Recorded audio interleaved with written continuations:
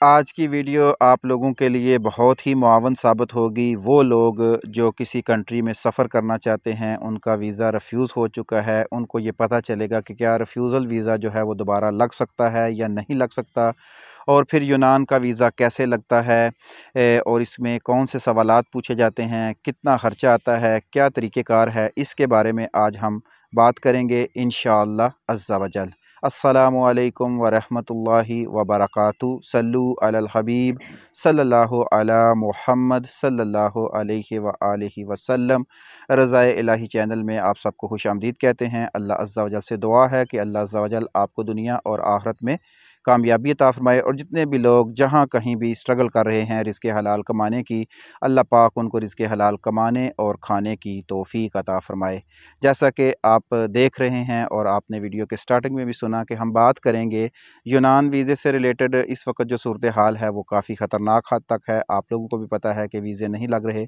अभी मेरे साथ जो हैं वो मेरे बेटे हैं, ये भी अल्हम्दुलिल्लाह पाकिस्तान से जो वर्क परमिट वीज़ा है ये उसके ज़रिए आए हैं। इनका वीज़ा मैंने पहले भेजा 2022 में, और उनका वीज़ा जो है वो ग्रीस एम्बेसी ने रिजेक्ट कर दिया। आपको पता ही है कि एम्बेसी जब वीज़ा रिजेक्ट करती है तो उसका कोई ख़ास इशू नहीं होता। 5 नंबर का जो है वो इनको ऑब्जेक्शन लगा, और जो है इसके ऊपर हम थोड़ी सी बात करेंगे। और दूसरा ये है कि फिर इनका वीज़ा दोबारा कैसे लगा और ये कैसे आगे, इस मामले को इंशाल्लाह हम इस वीडियो में डिस्कस करेंगे। जब मैंने पहले इनका वीज़ा भेजा उस वक्त एम्बेसी की सूरत हाल तो बहुत अच्छी थी, लेकिन उस वक्त जो गलती हमसे हुई वो ये थी कि हमने, क्योंकि एक मालिक के 3-4 वीज़े भेजे और इन सब ने बच्चों ने इकट्ठी ही अपॉइंटमेंट ले ली। 5 बच्चे थे, 5 में से उन्होंने 3 को वीज़ा दे दिया और बाकी 2 जो हैं उनको रिजेक्ट कर दिया, और जिनमें इब्रार भी था, इब्रार का वीज़ा भी जो है वो रिजेक्ट हो गया। फिर हमने दोबारा अप्लाई किया और खैर ये वीज़ा लग गया। इसके ऊपर हम बात करेंगे। पहले हम इब्रार से पूछते हैं कि जब इंसान का वीज़ा रिजेक्ट होता है किसी भी बंदे का, तो वो उसके लिए कितना मुश्किल होता है, कितनी उसने स्ट्रगल की होती है उसके। चलें, पैसे तो इंसान दुनिया में कमा ही लेता है, लेकिन ज़हनी सुकून जो इंसान का ख़राब होता है वीज़ा ना लगने से, उसके बारे में हम इब्रार साहब से पूछते हैं। जी इब्रार साहब, कैसा आपको लगा जब आपका वीज़ा रिजेक्ट हो गया, और आपको क्या तकलीफ़ पहुंची? आपको कोई बुरा महसूस किया या गुस्सा आया या क्या सूरत हाल थी? जी अस्सलाम वालेकुम वरहमतुल्लाहि वबरकातुहू। जी, जब इंसान स्ट्रगल करता है काम पे जो भी है, उसमें फिर बाद में कामयाबी इंसान को ना मिले तो वो फिर इंसान तकलीफ़ होती है उसको। तकलीफ़ होती है, दुख होता है। पैसे तो चलो कमा लेते हैं, लेकिन फिर भी जो उनका दिल को चोट पहुंचती है वो। अच्छा, जब आपका वीज़ा, जब उन्होंने आपको वहाँ से एम्बेसी में वीज़ा मिला और उसके ऊपर 5 नंबर ऑब्जेक्शन का पेपर भी आपको मिला, तो आपको रोना तो नहीं आ गया था? रोना तो आता है ना, फिर वो ऐसा इंसान ने इतना स्ट्रगल किया हो, इतनी मेहनत की हो, इतनी मुश्किल से अपॉइंटमेंट लेना, और तब तो वो अपॉइंटमेंट का ये सिलसिला चल रहा था, तो इस अच्छा। वजह से।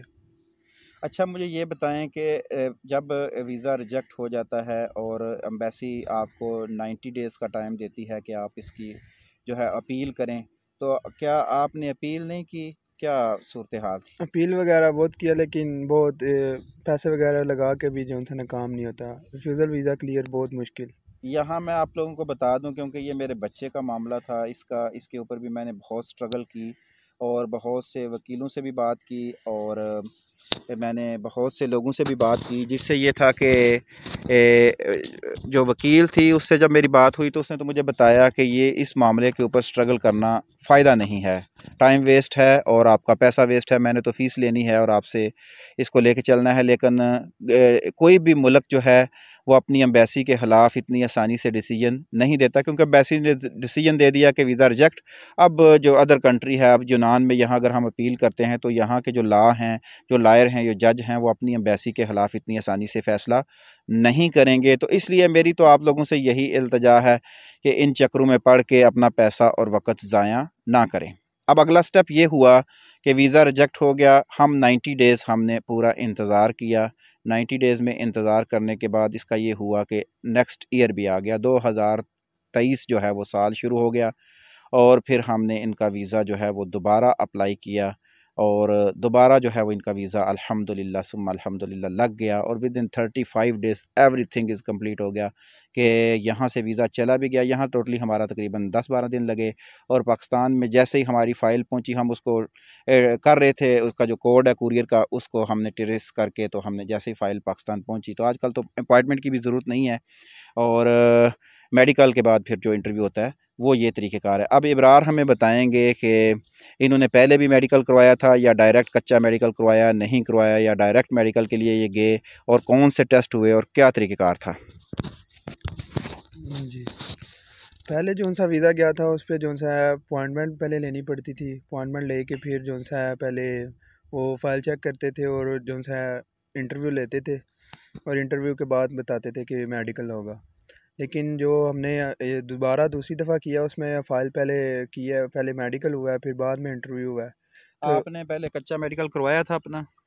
बाद में सेकंड टाइम करवाया था, फर्स्ट टाइम नहीं था करवाया। अच्छा, सेकंड टाइम जब आपने कच्चा मेडिकल करवाया उसमें आपकी रिपोर्ट जो थी वो क्लियर थी। जी, ठीक हो गया। इससे अगला प्रोसेस आपने क्या किया, आप खुद ही बताएं। इससे आगे जो सा फर्स्ट टाइम जो सा वो पहले अपॉइंटमेंट लेके फिर वो जो सा उन्होंने इंटरव्यू लिया था। इंटरव्यू के बाद वो मुझे कॉल आई थी कि उन्होंने बोला कि आके अपनी फ़ाइल आप ले जाएं। तो वो फिर हम फ़ाइल ले आए थे। वो हमने उसने 5 नंबर रिफ्यूज़ल लग गया था।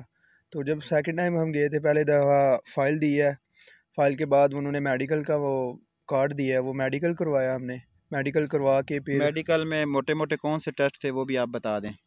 वो मेन टेस्ट जो होता है हेपेटाइटिस का होता है और एड्स की बीमारी का, और जो सा ये बहुत से लोग सवाल करते हैं, क्या आंखें भी टेस्ट करते हैं? जी आंखें भी टेस्ट होती हैं, कोरोना टेस्ट भी होता है। आंखें जो हैं वो एक एक करके टेस्ट करते हैं या दोनों आंखें इकट्ठी एक करते एक हैं? करके करते हैं। अच्छा, इसका मतलब है कि ऐनक वगैरह लगी हो तो तो बेहतर तो यही है ना शो करवाया जाए। सही है।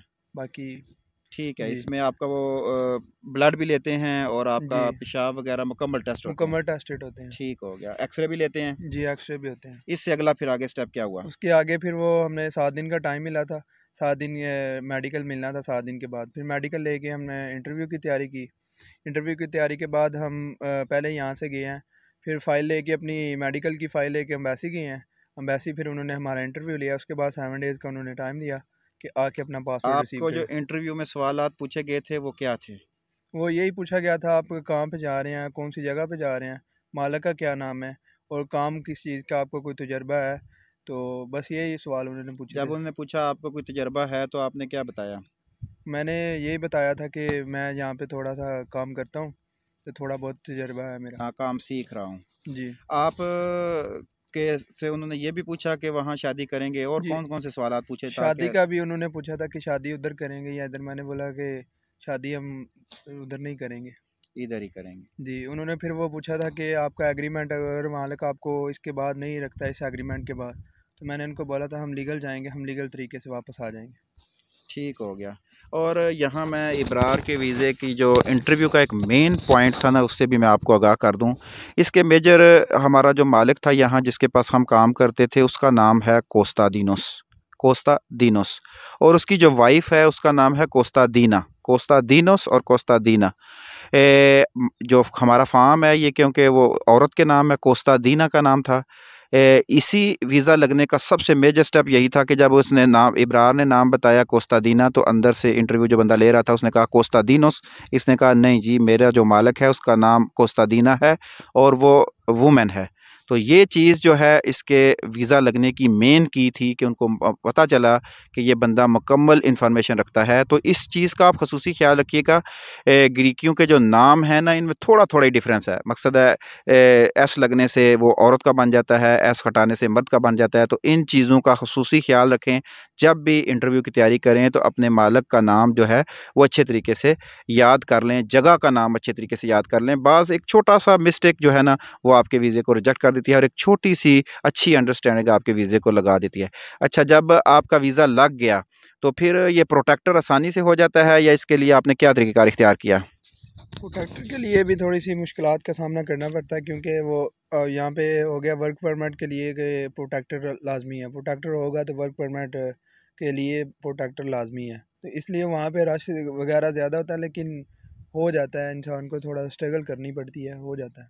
जी ठीक हो गया। छोटे लफ्ज़ों में यही है कि पाकिस्तान में जो भी काम जिस तरह होते हैं आप लोग भी उनको बेहतर तरीके से जानते हैं कि जब कोई काम ना हो तो फिर वो उसके लिए थोड़ी सी टेढ़ी उंगली करके हो जाता है। तो इस तरह इसके बाद होता है प्रोटेक्टर, और प्रोटेक्टर के बाद टिकट, और टिकट के बाद जो है ये यहाँ अल्हम्दुलिल्लाह मेरे पास काम कर रहे हैं। अच्छा आप ये बता दें चले थोड़ा सा कि यूनान में आपने वो क्या आपको कैसा लगा, यही है या फेरा ही पे है सिर्फ? नहीं, अच्छा है कि इंसान को आ जाना चाहिए। मौका मिला है, अगर मौका मिले तो इंसान को पैसे वगैरह लगा के आ जाना चाहिए, क्योंकि बेहतर है कि आगे लाइफ के लिए बेस्ट है कि आगे आप कुछ भी कर सकते हैं। पेपर यहाँ पे आके मिल जाते हैं। जब एक कानूनी तौर लीगल तरीके से सब मिल रहा है तो फिर इंसान को स्ट्रगल कर लेना चाहिए। ये डंकी वगैरह से बच जाते हैं। अच्छा चलें, आप जाते जाते ये भी बता दें कि पैसे तो खैर आपके वालिद साहब ने लगाए हैं, यानी कि मैंने ही लगाए हैं, लेकिन फिर भी आपकी नज़र में आपके यहाँ यूनान पहुँचने तक आपका कितना खर्चा हो गया? तकरीबन से वो पहले वाला छोड़ के इस वाले को अगर सामने रखें तो 10 से 12 लाख रुपया लग ही गया था। सही है, यानी 10-12 लाख रुपए में आप जो है वो यहाँ आ गए हैं। 10-12 लाख रुपया लगने की भी वजह है क्योंकि इसका वीज़ा पहले रिजेक्ट हुआ, एम्बेसी की तमाम फ़ीसें वगैरह जितनी भी थीं वो ज़ाया गईं, और फिर हमने दोबारा वीज़ा अप्लाई किया और उसके ऊपर फिर दोबारा मेडिकल वगैरह और एम्बेसी की फ़ीसें वगैरह हुई, एम्बेसी के चक्कर लगाने पड़ते थे, तो इस वजह से ये अखराजात इतने हुए हैं। बाकी बहरहाल जो भी है, पैसे आने जाने वाली चीज़ है, पैसे आते रहते हैं जाते रहते हैं। अगर पैसे दे के भी आपका काम हो रहा है तो आप अपना काम करवा के तो किसी भी जगह सेटल हो जाएं। ज़रूरी नहीं है कि यूनान में सेटल होना है, किसी और जगह भी आप सेटल हो सकते हैं। जहाँ आपके मुकद्दर में रिज़्क़ लिखा है आप ज़रूर कमाएंगे, लेकिन जहाँ भी जाएं अपने दीन को, अपने मुल्क को, इसका सर आपकी वजह से हमेशा कायम रहना चाहिए, बुलंदी पर रहना चाहिए। आपकी वजह से आपके मुल्क के ऊपर, आपके दीन के ऊपर सवाल नहीं आना चाहिए। इंशाअल्लाह अज़्ज़ा वजल अल्लाह ताला आपको दुनिया में भी कामयाबी देगा और आखिरत में भी कामयाबी देगा। असल कामयाबी आखिरत की ही है, लेकिन अपनी फ़ैमिली के लिए, अपने बीवी बच्चों के लिए रिज़्क़ हलाल कमाना, रिज़्क़ हलाल खाना, ये भी एक बहुत बड़ी इबादत है। कोशिश किया करें कि आपके किरदार से, आपके अखलाक से जो है वो दीन नज़र आना चाहिए, और कभी भी किसी को धोखा ना दें। किसी का काम होता है तो ज़रूर करें, अगर नहीं होता तो उसको धोखे में ना रखें, और हमेशा दूसरों का ख्याल रखें। अपने इर्द गिर्द लोगों पर नज़र रखा करें। अगर कोई आप किसी की खिदमत कर सकते हैं तो ज़रूर करें। हमारी अल्लाह पाक से दुआ है कि अल्लाह पाक आपको दुनिया और आखिरत में कामयाबी अता फ़रमाए, और जिस जिस जगह के भी आप स्ट्रगल कर रहे हैं अल्लाह ताला आपको कामयाबी अता फ़रमाए इंशाअल्लाह अज़्ज़ा वजल।